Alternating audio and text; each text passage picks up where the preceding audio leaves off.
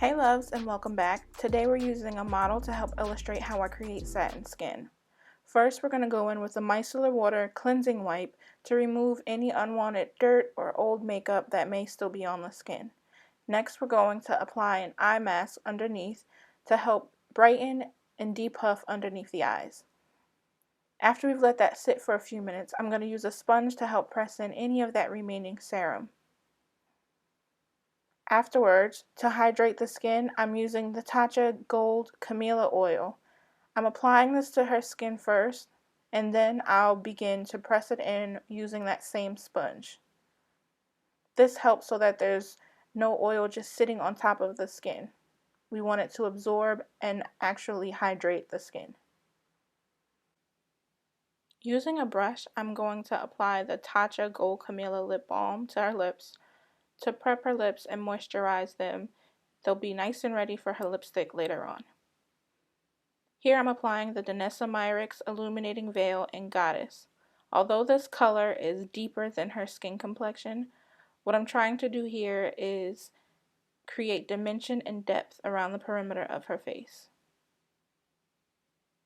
It's also going to create a radiance underneath her foundation that'll show through in the end.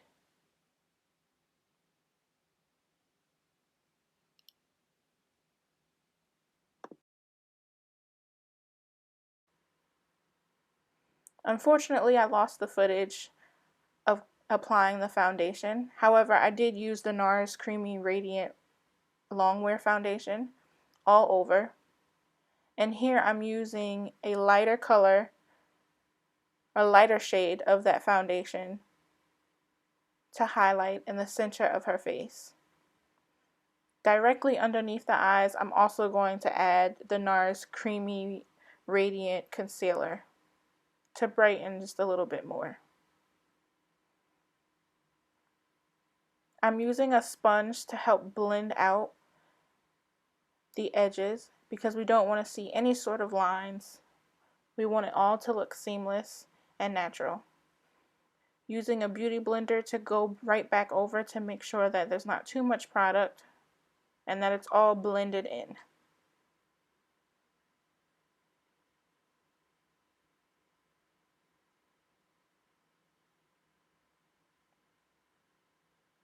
Here I'm using a deeper shade to add some more depth and dimension to her face. I'm starting off very light. I'm using a smaller brush and the rounded part of my beauty blender to make sure that it's all blended and that we don't have any harsh lines. Although I want her to be contoured, I don't want it to be too dramatic. I do want it to seem very realistic. Here I'm using a Real Techniques setting brush and a deeper shade to deepen that contour. Now you can really get to see the dimension coming into her face.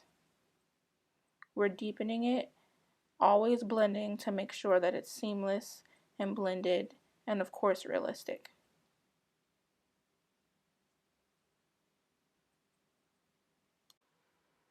I'm bringing that color into her inner eye socket to make sure that everything is distributed evenly.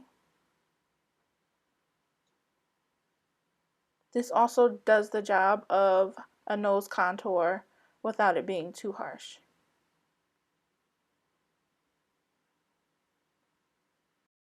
Now to set underneath the eye, I'm going to use my beauty blender to make sure that there are no creases, and then a fluffier eyeshadow brush to pick up some loose setting powder and set that concealer into place.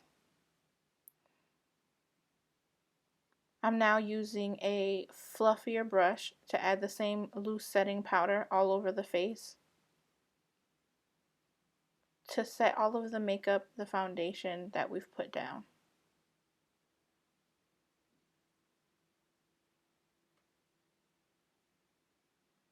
Using a fluffier brush allows me to use a different amount of pressure where I want the powdered areas to be a bit more matte, or where I'd like them to be a little bit more satin-like.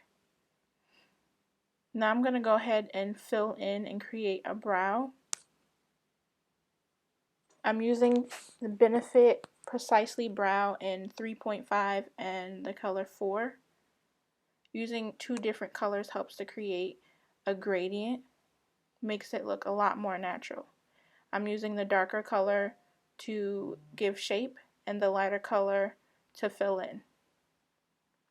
Also using that darker color where it's needed to create hair-like brush strokes, especially towards the head of the brow.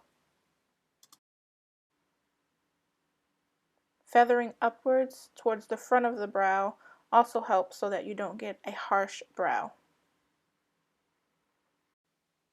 Doing this does take a little bit of time. It takes a lot of practice and definitely a steady hand. But once you get it, you'll be so happy that you did. Being as precise as I am also helps me with cleanup. I don't have to use a load of concealer to shape the brow because I've been so precise. On a good day, all I'll need is another wedge sponge just to clean up maybe the tail ends of the brow where I've made some mistakes. I didn't really have an eye look planned, so I think we just kind of went with whatever.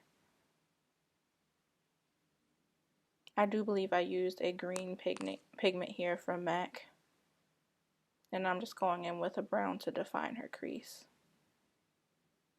Here's that trick again with the sponge, just cleaning up the edges where I might have went past her lower lash line a bit instead of caking it up with more product. Now I'm adding a black pencil liner to her lash line. Because we didn't do lashes in this look, I really want to make sure that her lash line is dark and defined. I'm now going to take a smudger brush and I'm going to smudge that color out. It makes the eyeliner just a little bit more romantic. Adds a little bit of pizzazz. Oh my god, I said pizzazz. And now we're using a lipstick from Makeup Forever. And I definitely know we used their lip liner in the color Limitless Brown. Unfortunately, I can't remember the color of the lipstick. But here's the look, guys. You'll see, even though she's looking on her phone, you can see the skin. It looks believable. Satin skin, not too dewy. Radiant where we want it to be. I think she likes. And I definitely love the way that this came out. Catch you guys on the flip side. Like, comment, subscribe. I'll talk to you later.